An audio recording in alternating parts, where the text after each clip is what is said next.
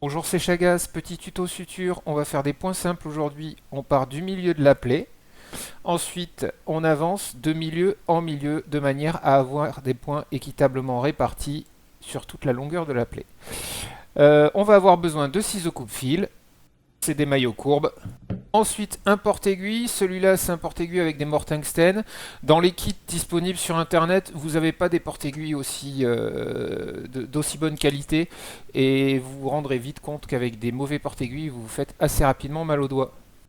Alors, afin de réaliser des sutures efficaces et esthétiques, on va essayer d'entrer et de sortir à la même distance de la plaie de chaque côté de celle-ci. Donc, on passe la première partie, on passe la deuxième, on saisit notre aiguille grâce à notre pince à disséquer et avec le porte-aiguille, vous reverrouillez votre aiguille dessus. C'est moins important sur des points simples parce qu'on va lâcher notre aiguille. En revanche, sur un surjet, ça sera un gain de temps, sachant que notre aiguille sera déjà prête pour continuer le geste. Ensuite, on fait passer notre fil jusqu'à en avoir plus qu'un petit bout. Alors on positionne notre porte-aiguille au-dessus de la plaie, on va exécuter deux boucles autour de celui-ci et saisir le petit fil qui dépasse. Maintenant il suffit de serrer le nœud afin de réaliser ce que l'on appelle un nœud plat, qui sera le premier nœud.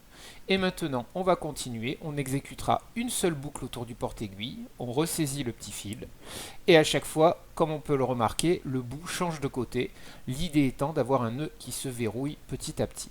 On le fait 3 ou 4 fois afin que le nœud soit solide et ne lâche pas.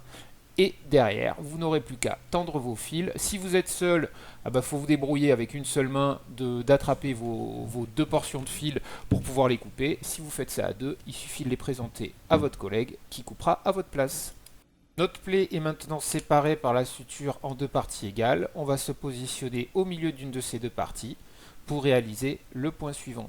Il est à noter que travailler sur une peau en silicone est nettement plus difficile que sur une vraie peau.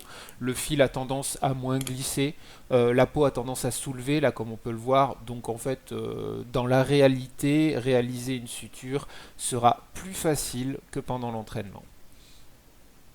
On va revoir une fois le geste, on fait passer notre fil, porte-aiguille au-dessus de la plaie, deux boucles. On saisit notre petit brin, on réalise un nœud plat,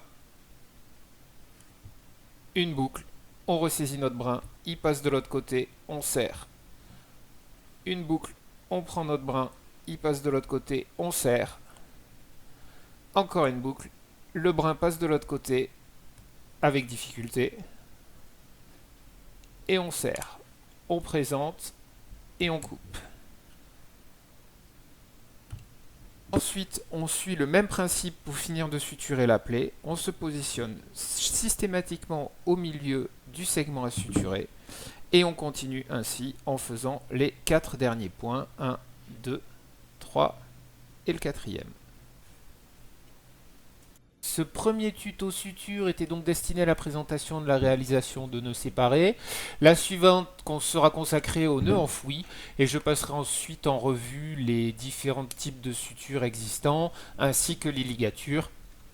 Ces vidéos sont destinées aux étudiants IBO, aux externes qui souhaiteraient commencer à réaliser des sutures. De nombreuses techniques peuvent exister. Je vous présente une version. Maintenant, sur Internet, vous pourrez largement trouver ce qui vous convient. YouTube est bien fourni en tuto suture. Merci à tous de m'avoir suivi.